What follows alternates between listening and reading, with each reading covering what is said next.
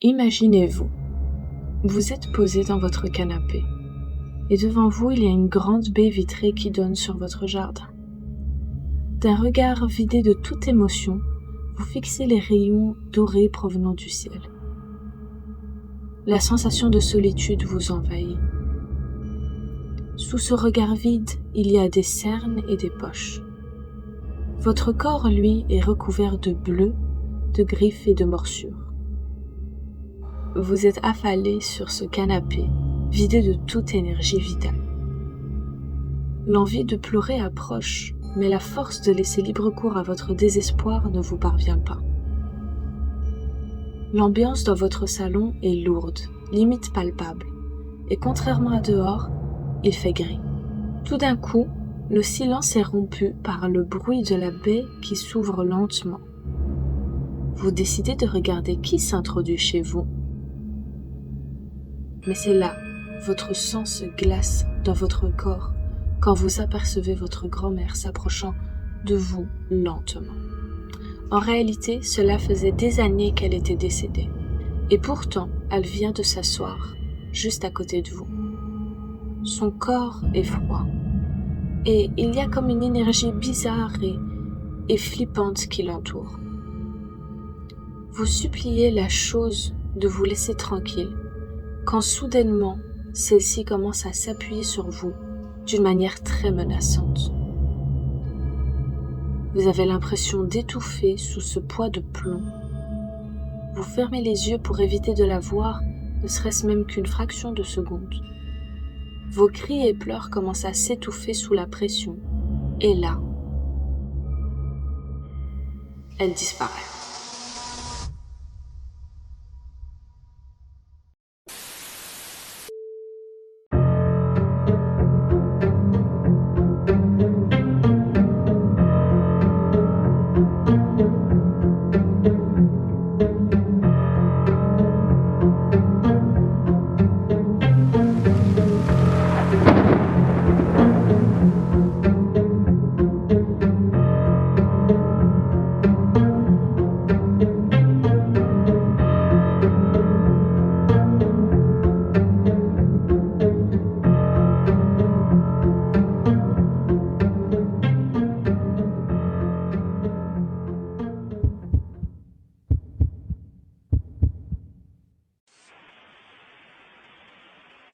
Hello les amis, j'espère que vous allez tous très bien. Alors vous l'aurez déjà compris, aujourd'hui on va parler d'une histoire paranormale, mais je vous préviens déjà, elle est vraiment horrible. Alors j'ai placé cette histoire dans la catégorie paranormale, mais il faut savoir que ce témoignage ne concerne pas que des démons ou des entités mystiques, mais on va aussi parler de sujets assez vénères comme de la persécution, du harcèlement, de l'escroquerie, enfin bref. Tout ce qui est clairement illégal et purement criminel. J'ai choisi cette histoire en particulier parce que j'aimerais en faire une sorte de prévention à la fin concernant la magie en fait, étant donné que c'est un sujet qui n'est pas souvent pris au sérieux et je trouve qu'il faudrait quand même en parler. Cette histoire a été vécue par une amie de ma mère et ceux qui me connaissent déjà, vous savez que j'ai une famille qui a une relation, disons, un peu particulière avec le paranormal. Il faut savoir que nous ne sommes pas les seuls, car on a beaucoup de connaissances, voire des amis très très proches de la famille, qui ont eux aussi vécu des choses assez horribles et des fois même terribles. Et donc ce soir, j'aimerais vous raconter l'histoire de Jenny, une femme qui a vécu un véritable cauchemar. Je vous invite à vous installer bien confortablement et une fois que c'est fait, on y va.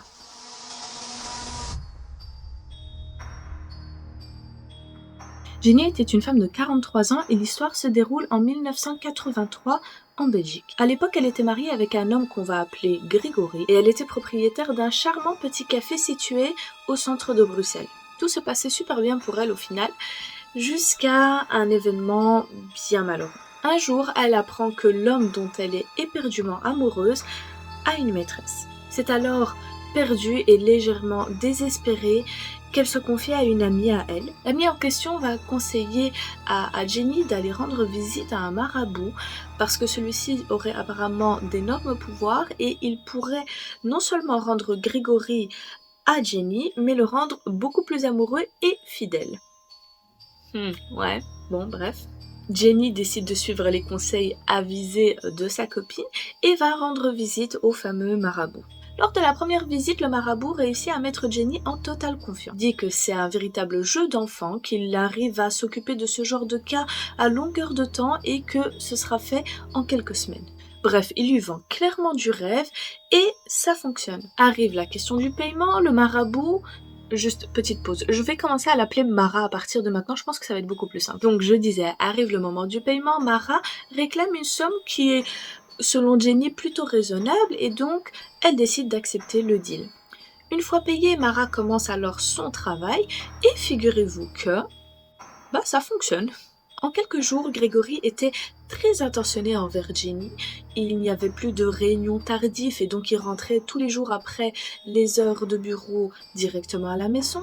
Un jour même, il est arrivé avec un adorable petit bouquet de fleurs, ce qui a permis de rendre Jenny encore plus amoureuse de son mari. Elle était tellement heureuse, son mari commençait de nouveau à apprécier sa compagnie, à vouloir rester avec elle, dîner avec elle, partager de moments intimes. Et elle était tellement soulagée et aux anges de voir qu'au final, tout était rentré dans l'ordre. Mais que nenni! Vous vous en doutez bien, au bout de quelques semaines, tout redevient comme avant. C'est-à-dire que Grégory reprend ses mauvaises habitudes, il ne rentre de nouveau plus à la maison et il délaisse de nouveau Jenny. Alors elle ne comprend pas du tout ce changement de comportement soudain et décide alors de nouveau aller voir Mara pour lui demander mais qu'est-ce qui a bien pu se passer. Alors lui, il lui sort tout un charabia en lui disant que les esprits avaient besoin d'un peu plus de temps et aussi un peu plus d'argent pour pouvoir rendre le résultat définitif. Le problème, c'est que Jenny, elle, avait bien été témoin du changement de comportement de Grégory,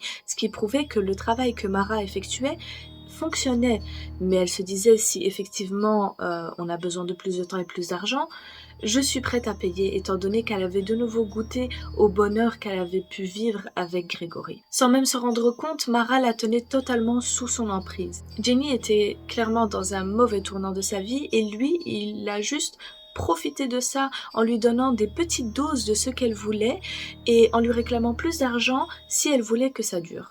C'est littéralement horrible, hein. Alors je sais pas qu'est-ce que vous en pensez, mais je trouve ça cruel.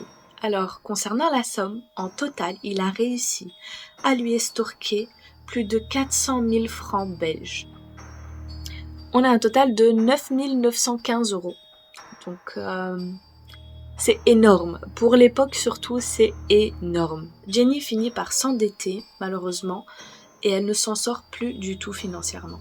Elle commence à se poser enfin les bonnes questions par rapport à la décision qu'elle avait prise. C'est-à-dire, est-ce que tout ceci déjà était bien? Est-ce que Grégory en valait la peine, étant donné que lui, il se foutait clairement d'elle, et elle finissait par s'endetter pour retenir un homme qui, au final, ne l'aimait plus. Pourquoi elle se battait? Elle se battait pour le sentiment qu'elle ressentait, la sensation de bonheur qu'elle avait quand elle vivait avec Grégory, et pas Grégory lui-même. Mais là, de nouveau, à quel prix? Alors elle prend une très très grande décision et c'est de mettre fin à toute cette mascarade. Elle décide alors de rendre visite à Mara pour la dernière fois pour lui demander de arrêter les frais, de demander aux esprits de ne plus effectuer n'importe quel travail et de tout laisser tomber. Vous vous en doutez bien, Mara, lui, n'était pas du tout d'accord. Il prétend alors que Jenny lui doit encore énormément d'argent pour tous les efforts qu'il a fournis et il attend d'elle qu'elle paye, peu importe comment et dans un délai, mais alors pas du tout raisonnable. Elle, bien évidemment, elle refuse parce que de toute façon, non seulement elle trouve ça injuste, mais elle n'a pas les moyens de le payer. Mais là, il se passe quelque chose que Jenny n'avait pas du tout prévu. Mara la menace. Il lui promet que tant qu'elle n'aura pas payé la somme que lui, il a réclamée, il lui ferait vivre un véritable cauchemar. Alors plusieurs semaines se sont passées et Jenny n'était pas plus angoissée que ça par rapport à la menace de Mara. De nos jours, les gens menacent à tort et à travers pour un oui, pour un non. Et du coup, selon elle, c'est pas vraiment la peine de prendre ça au sérieux. Et bien évidemment, elle a eu tort. Un beau matin, elle arrive pour faire l'ouverture de son petit café et au moment où elle arrive devant la porte d'entrée, elle découvre quelque chose de dégoûtant. Des morceaux de viande ensanglantés, accrochés à sa porte. Alors elle nettoie toute sa porte d'entrée, mais essaye quand même de rester assez rationnelle par rapport à cet événement en se disant que c'est probablement quelqu'un qui a juste essayé de lui faire une farce, étant donné que Mara ignorait l'adresse de son café, mais aussi de son domicile.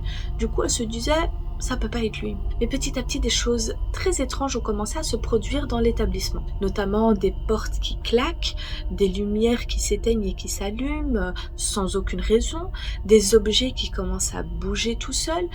Ça commence à devenir vraiment creepy. Il y avait 2 serveuses qui travaillaient à cette époque-là dans le café avec Jenny, et elles commençaient à parler de plus en plus.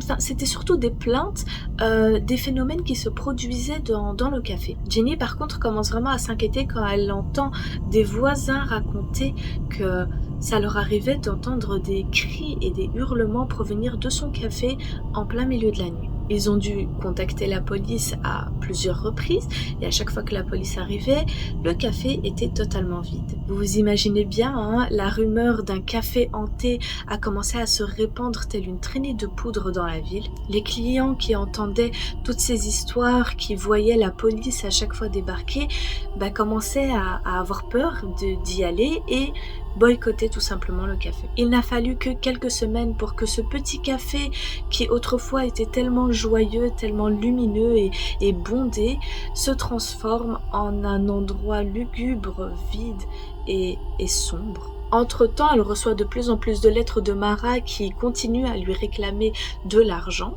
mais Jenny décide tout simplement de les ignorer parce que même si elle le voulait, elle n'aurait tout simplement pas les moyens de le payer.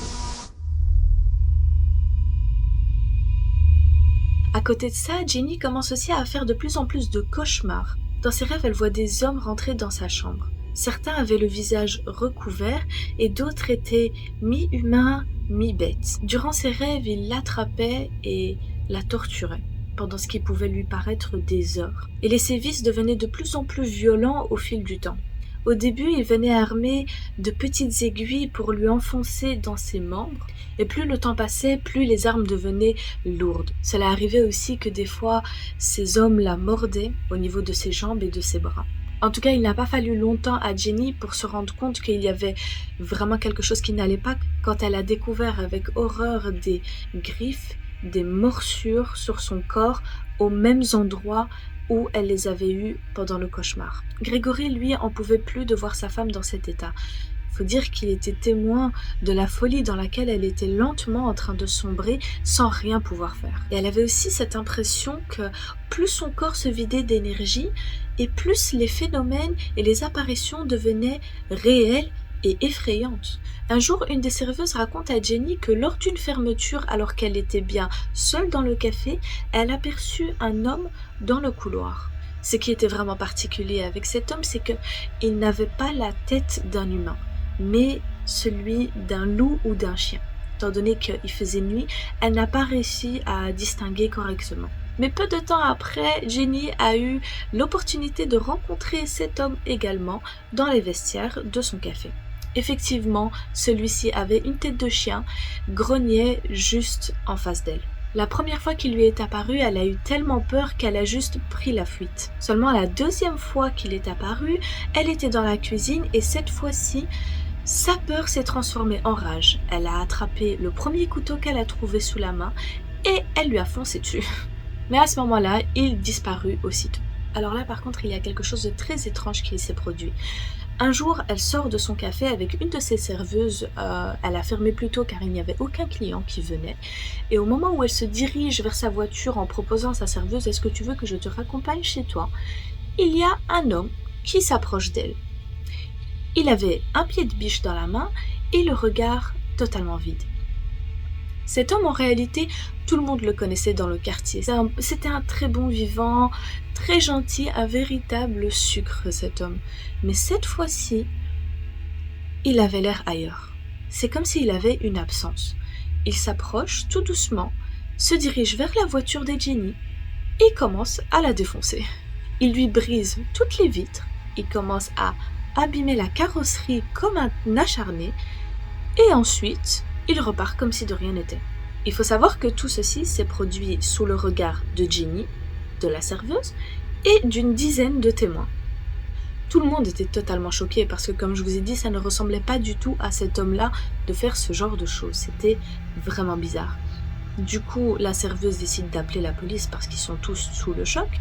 Et quand la police arrive, tout le monde témoigne que c'est bien cet homme-là qui a commis cet acte de vandalisme. Quand la police débarque chez lui, il était là. Ça faisait depuis plusieurs jours qu'il n'était pas sorti de chez lui parce qu'il était malade. Toute sa famille qui était à la maison pouvait témoigner, mais pas que. Il y avait tout plein de jeunes hommes et de jeunes femmes dehors dans la rue. Et tout le monde témoigne et assure qu'il n'est pas du tout sorti de chez lui. Donc là, déjà, on remarque que les manifestations commencent aussi à se faire en public.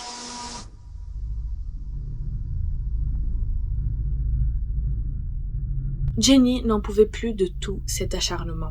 Cela faisait maintenant plusieurs mois qu'elle était persécutée, et ça jour et nuit. Et ce qui est vraiment malheureux, c'est que Grégory, lui, décide de demander le divorce. Ce qui fait que, au final, elle finit toute seule. Et je trouve ça tellement malheureux parce que de base, c'était pour lui qu'elle avait fait tout ça, et c'est compliqué, hein. Un matin, elle est affalée sur son canapé et devant elle, il y a une géante baie vitrée qui donne sur son jardin. Son corps, lui, est recouvert de bleu, de griffes et de morsures. Tout d'un coup, que le silence est rompu par le bruit de la baie qui s'ouvre lentement. Alors Jenny décide de lancer un regard vers le bruit pour savoir mais qui a bien pu s'introduire chez elle. Mais c'est là qu'elle sent son cœur se serrer. Elle voit sa grand-mère en train de marcher lentement vers elle. Et là, vous allez me dire, Fadoua, quel est le problème? Sa grand-mère était décédée il y a déjà plusieurs années. Mais c'était bien elle. Elle était persuadée, et celle-ci venait tout simplement de s'asseoir juste à côté d'elle. Son corps était froid, et il y avait une aura tellement négative et flippante qui s'émanait de cet être qui n'était clairement pas sa grand-mère. Alors Jenny a comme réflexe de fermer les yeux et elle commence à supplier la chose de la laisser tranquille, juste qu'elle la laisse en paix. Mais c'est là que cette chose commence à s'appuyer sur elle. Alors là, elle eut vraiment l'impression qu'elle était en train de s'étouffer. Elle commençait à s'écrouler et la chose continua à appuyer sur elle, avec son corps glacial. Elle essaye de crier, mais elle arrive à peine vu qu'elle est en train de littéralement se faire écraser par un poids lourd. Elle commence à pleurer et elle continue à supplier jusqu'à ce que, enfin, tout cela cesse. Quand elle ouvre les yeux lentement, elle est toute seule dans son salon.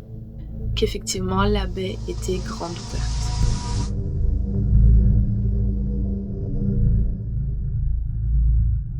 Alors oui, je vous rassure, Jenny a effectivement pris la décision de partir très très loin. Mais si je vous disais la raison pour laquelle elle est partie, disons la goutte d'eau qui a fait déborder le vase, vous aurez vraiment du mal à me croire. Une fusillade. Oui, c'est pas une blague, vraiment. On lui a tiré dessus. Je vous raconte. Un soir, elle était dans sa cuisine, elle était en train de parler au téléphone avec sa copine. Je vous rassure, c'était pas la copine qui lui a proposé d'aller voir Mara. Et durant la conversation, elle se dit qu'elle va se faire un petit café. Donc, elle s'approche de la cafetière qui était située à côté de la fenêtre dans la cuisine. Et au moment où elle se fait son petit café, elle entend comme un bruit de coup de feu. Et au même moment, elle voit sa vitre se briser. À ce moment-là, sous le choc, elle re-entend, mais une rafale de coups de feu. Donc, son réflexe est bien évidemment de se jeter par terre et de se protéger comme elle peut, en hurlant qu'ils sont en train de lui tirer dessus. Alors sa copine est clairement dans une terreur, et donc ce qu'elle fait, c'est qu'elle raccroche et elle appelle directement la police, et elle envoie la police à l'adresse de sa copine. Quand la police arrive, effectivement, ils trouvent une Jenny totalement traumatisée sous le choc, une vitre complètement brisée, des cartouches absolument partout dans son jardin, mais aucun suspect à la ronde. C'est après ça que Jenny prit enfin la décision de vendre absolument toutes ses propriétés et tous ses biens, de prendre ses clics et ses claques et de partir vivre loin chez sa mère. Malheureusement, depuis, ma mère, à moi, n'a plus jamais eu aucune nouvelle d'elle, comme aucun membre de ma famille. Malheureusement, on ne sait pas est-ce que elle a réussi à s'en sortir? Est-ce qu'elle se sentait beaucoup mieux? Est-ce qu'elle ne se faisait plus persécuter par tous ces démons et tous ces esprits? J'espère qu'elle va mieux. Et si bien évidemment elle est encore en vie. Ce qu'elle a vécu, je ne le souhaite à personne parce que c'est vraiment horrible. Personne ne mérite ça, clairement pas.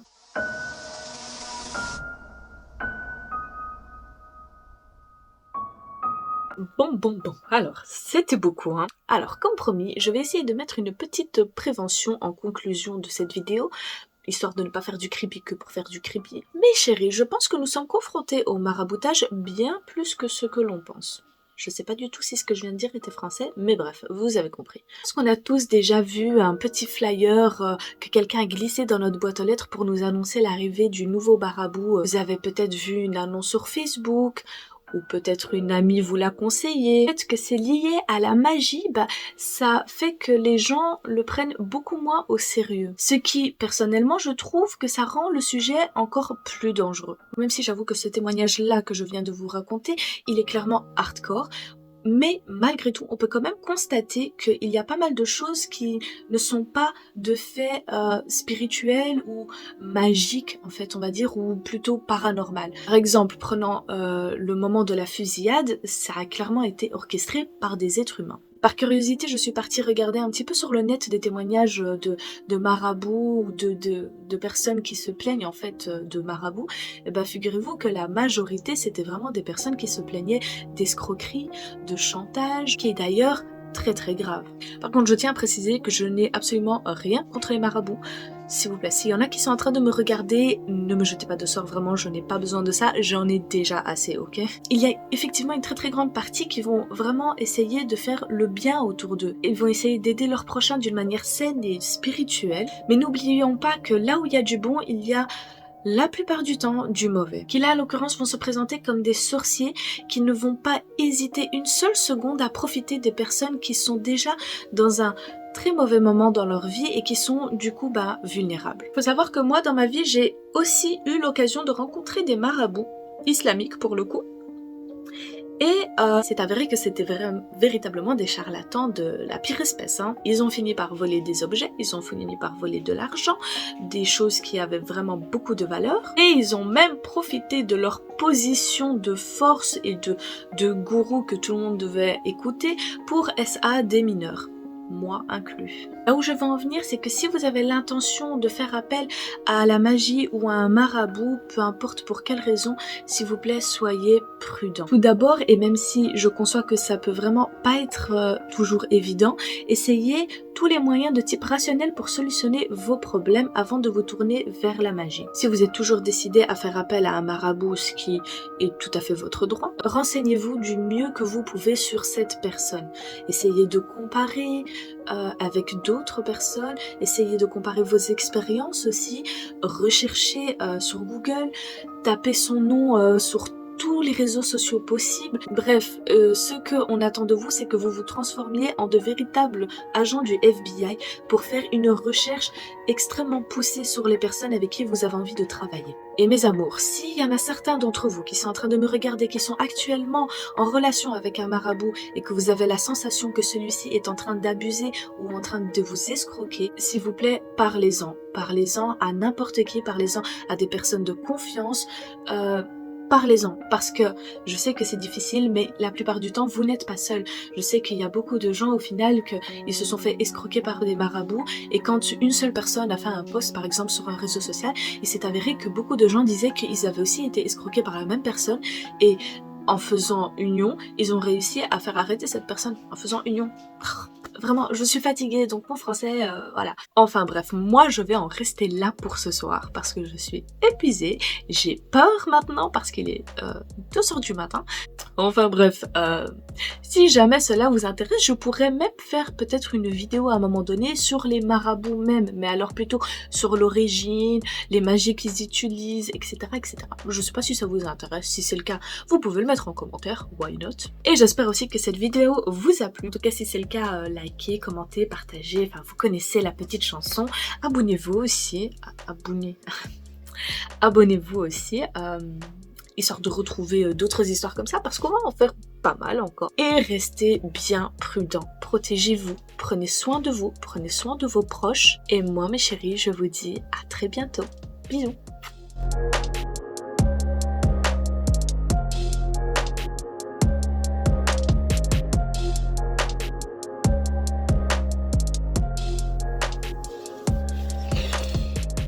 Voilà, je suis apaisée.